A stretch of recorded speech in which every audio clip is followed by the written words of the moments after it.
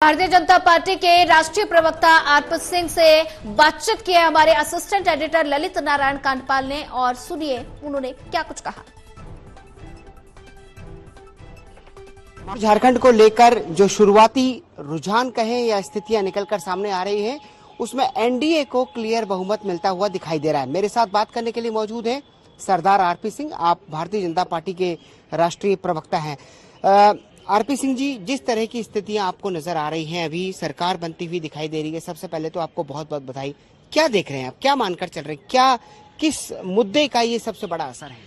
लोगों के मन में डबल इंजन की सरकार है, वह चाहते हैं कि केंद्र की सरकार का लाभ उनके यहाँ राज्य में मिले, इसलिए दोनों राज्यों में हमको भरपूर आशीर्वाद मिल रहा है। महाराष्ट्र के अंदर जो हमारी स्कीम्स थी वो कामयाब रही, जो लड़की स्कीम थी हमारी वो कामयाब रही, लड़की बहन स्कीम, और उसके चलते हुए लोगों ने भरपूर बेटियों और बहनों ने, माताओं ने खूब आशीर्वाद दिया है। और इसी प्रकार झारखंड के अंदर जिस प्रकार की भ्रष्टाचार का मामला था, जिस प्रकार भ्रष्टाचारी सरकार थी, और जिस प्रकार से वहां पर ग्रेजुअली ट्राइबल्स पर वहां पर असर हो रहा था, वहां पर ट्राइबल पॉपुलेशन कम हो रही थी, जिस प्रकार से वहां जो इन्फिल्ट्रेटर्स थे उनके चलते हुए ट्राइबल पॉपुलेशन पर असर हो रहा था, उसका भी एक मैसेज है।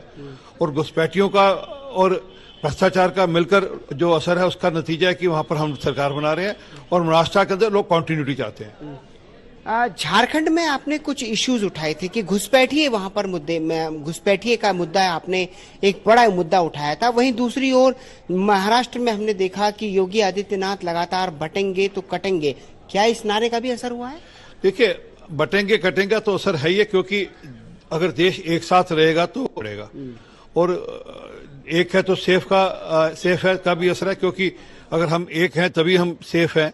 तो ये जो नारा है इसका असर तो है ही है, और जमीन पर लोगों को समझ में आने लगा कि ये जो बाकी पार्टियां हैं वो जातियों में बांटकर, धर्म के नाम पर बांटकर वोट लेना चाहती हैं, और अगर देश को आगे लेकर जाना है तो हमको एक साथ रहना पड़ेगा।